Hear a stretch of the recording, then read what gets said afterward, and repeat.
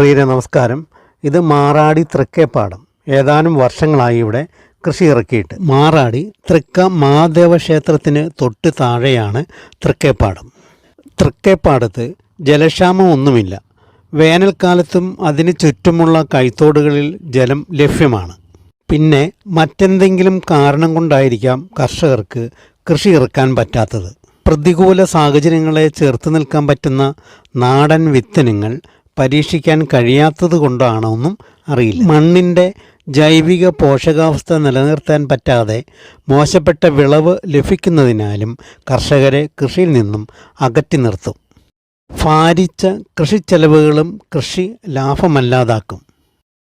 നഷ്ടമായിക്കൊണ്ടിരിക്കുന്ന നമ്മുടെ കാർഷിക മേഖലയെ വീണ്ടെടുക്കുവാൻ പാടശേഖര സമിതികൾ രൂപീകരിച്ച് കാർഷിക പ്രവർത്തനങ്ങളെ സജീവമാക്കി നിർത്തണം.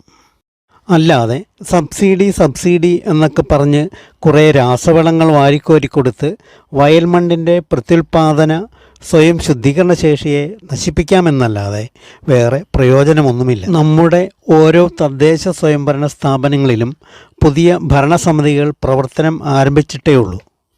അവരൊന്ന് ക്രിയാത്മകമായി ചിന്തിക്കുകയും പ്രവർത്തിക്കുകയും ചെയ്താൽ വരും കാലങ്ങളിൽ നമ്മുടെ കൺമുന്നിലെ ഈ തരിശ് പാടങ്ങളിലെല്ലാം കൊയ്ത്തുത്സവങ്ങൾ നടത്താനാകും. ഇനി മറ്റൊരു കാഴ്ചയുമായി വരും വരേക്കും എല്ലാവർക്കും നന്ദി, നമസ്കാരം.